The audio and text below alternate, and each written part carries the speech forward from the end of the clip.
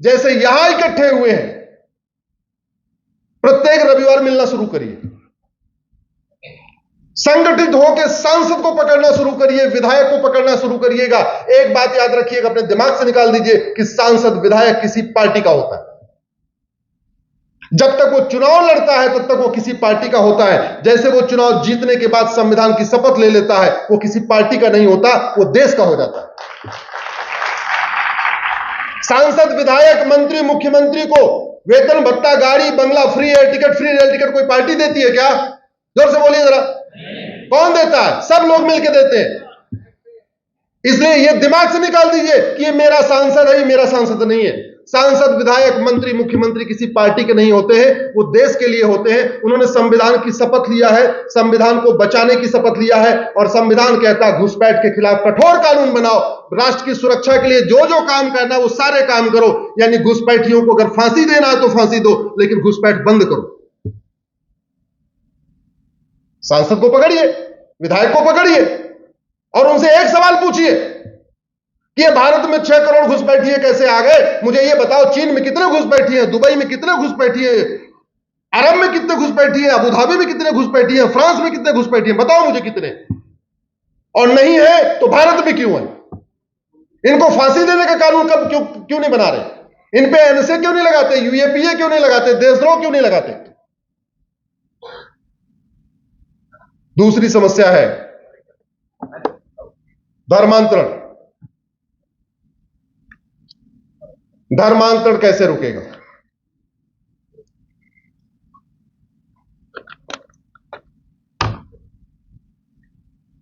धर्मांतरण आज की डेट में एक बहुत ही फायदेमंद धंधा है।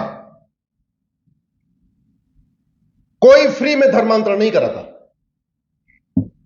1 लाख रुपए एक परिवार का धर्मांतरण कराने के लिए मिलता है। खाड़ी देशों से हवाला के जरिए आती है फंडिंग, और पश्चिम देशों से बैंक के जरिए, एफसीआरए के जरिए फंडिंग आती है। ड्राइवर की नौकरी आदमी करेगा तो 20,000 रुपए महीने कमाएगा, मैनेजर हो जाएगा तो भी 50,000 रुपए महीने कमाएगा, इंजीनियर बन जाएगा तो भी 50,000 कमाएगा। और धर्मांतरण में अगर उसने महीने में 5 परिवार धर्मांतरण करा दिया तो 5 लाख कमा लिया कि नहीं? कमाया कि नहीं? तो जब तक फंडिंग नहीं बंद होगी तब तक धर्मांतरण कैसे बंद होगा? न फंडिंग बंद हो रही है, न धर्मांतरण को हमने देशद्रोह घोषित किया। न फंडिंग बंद हो रही है, हवाला की फंडिंग और बाकी जो फंडिंग आ रही है, न हमने धर्मांतरण के खिलाफ कठोर कानून बनाया, तो धर्मांतरण रुकेगा कैसे? करते रहिए ऐसे कार्यक्रम, अखबारों में फोटो छपने दीजिए, बाकी सब काम करते रहिए, धर्मांतरण 0, 1 रत्ती भर कम नहीं होगा। जनसंख्या विस्फोट जिस तेजी के साथ बढ़ रहा है, शायद आपको खबर भी नहीं है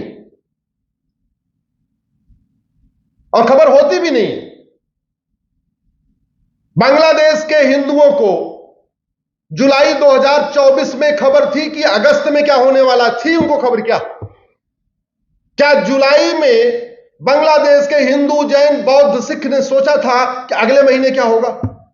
क्या जुलाई में बांग्लादेश के ब्राह्मण, क्षत्रिय, वैश्य, दलित ने सोचा था अगले महीने क्या होगा? लेकिन हुआ।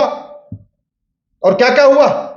मकान पे कब्जा हुआ, दुकान पे कब्जा हुआ, खेत कब्जा हुआ, खलिहान पे कब्जा हुआ, बिजनेस पे कब्जा हुआ, शोरूम पे कब्जा हुआ, व्यापार पे कब्जा हुआ, और बाकी तो छोड़ो, पिता के सामने छोटी छोटी बच्चियों का बलात्कार किया, छोटे छोटे बच्चों के सामने मां का बलात्कार किया, भाई के सामने बहन का बलात्कार किया, पति के सामने पति को बांध के उसके सामने को देखता रहे कि उसकी पत्नी के साथ बलात्कार हो रहा है, और हुआ।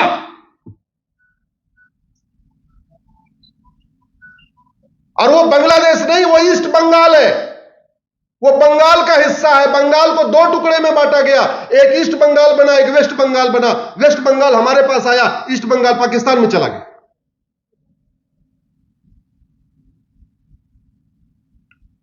डेमोग्राफी बहुत तेजी के साथ बदल रही है। मालदीव हिंदू राष्ट्र था, बचा कोई मालदीव में?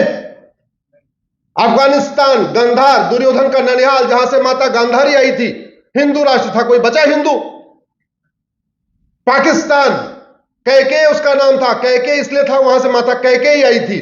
बचा कोई हिंदू वहां पे 2% बचे हुए, वो भी खत्म हो जाएंगे, या तो भाग आएंगे या तो कन्वर्ट हो जाएंगे। और बाकी तो छोड़ो पूरी दुनिया का, भारत में क्या सिचुएशन है। 28 राज्य हैं, 8 केंद्र शासित प्रदेश टोटल हुए 36, 36 से 9 राज्यों में हिंदू खत्म हो चुके। 800 जिले हैं, उसमें 200 जिलों में हिंदू खत्म हो गए।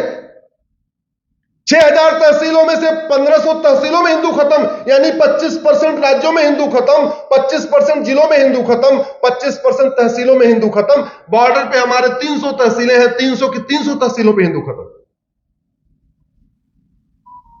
क्यों? और रूट काज क्या है? घुसपैठ, धर्मांतरण और जनसंख्या विस्फोट। कैसे रुकेगा? कठोर कानून बनाने से। बाकी आप कुछ कर लीजिए, हमें बुला के सुन लीजिए और कर लीजिए, कथा करा लीजिए, भागवत कथा करा लीजिए, सब कुछ करा लीजिए। अगर भागवत कथा कराने से ही हिंदू बसते तो गंधार अफगानिस्तान में भी खूब मठ मंदिर थे, खूब कथाएं होती थी, खूब कथावाचक भी थे। पाकिस्तान हिंदू राष्ट्र था, चाहे वो सिंध हो, चाहे वो लाहौर हो, चाहे कराची हो, खूब कथा का वाचक भी थे, खूब मठ मंदिर भी थे, सब कुछ थे। हमें समझ में नहीं आ रहा है कि समस्या का रूट काज क्या है। अच्छा बाकी तो छोड़ो, एक काम करना, अपने महाराष्ट्र का, अपनी लोकसभा का 1999 की वोटर लिस्ट और 2024 की वोटर लिस्ट को एक बार चेक कर लेना। मैं वोटर लिस्ट इसलिए कह रहा हूं क्योंकि जो जनगणना होती है वो 10 साल में होती है, लेकिन वोटर लिस्ट हमेशा अपडेट होती है। हर चुनाव के पहले, विधानसभा चुनाव होगा फिर भी वोटर लिस्ट अपडेट होगी, लोकसभा होगी फिर अपडेट होगी, पार्षद का चुनाव होगा वोटर लिस्ट अपडेट होगी, प्रधान का चुनाव होगा वोटर लिस्ट अपडेट होगी। एक काम करो, अपने वार्ड की वोटर लिस्ट 25 साल पुरानी हो आज वाली चेक कर लो। आप तो चुनाव लड़ते हो ना, एक बार वर्तमान वोटर लिस्ट और 25 साल पुरानी 1999 के आसपास की चेक कर लेना। यहां पे जो लोग चुनाव लड़ते हो, आज की वोटर लिस्ट और 25 साल पुरानी वोटर लिस्ट चेक कर लेना। इलेक्शन कमीशन में दे दोगे, आरटीआई लगेगा, 200-400 रुपए लगेगा आपको, 25-30 साल पुरानी, जबकि वोटर लिस्ट सही उठा के दे देगा। अपनी विधानसभा की वोटर लिस्ट चेक कर लीजिए, आपके महाराष्ट्र में क्या सिचुएशन हो रही है। ना आपको अखबार दिखा रहा है, ना आपको इलेक्ट्रॉनिक मीडिया दिखा रही, ना प्रिंट मीडिया दिखा रही, और हम भूल भुलैया में बैठे हुए। नगर की डेमोग्राफी बदल गई। अकोला, अमरावती, औरंगाबाद, बीड, भंडारा, बुलहाना, चंदपुर, धुले, गढ़चिरौली, गोंडिया, हिंगोली, जलगांव, जालना, कोल्हापुर, लातूर, मुंबई, नागपुर, नांदेड़, नंदुरबार, नासिक, उस्मानाबाद, पालघर, परभणी, पुणे, रायगढ़, रत्नागिरी, सांगली, सतारा, सिंधुदुर्ग, सोलापुर, थाने, वर्धा, वाशिम, यवतमाल। कौन सा ऐसा लोकसभा क्षेत्र है जिसकी डेमोग्राफी नहीं बदली? हम बात करते हैं वोट जिहाद की, लेकिन वोट जिहाद रुकेगा कैसे उसकी चिंता नहीं कर रहे। कैसे रुकेगा यह हम नहीं सोच रहे। बीमारी की चर्चा करने से कोई बीमारी आज तक खत्म हुई क्या? जोर से बोलिए जरा।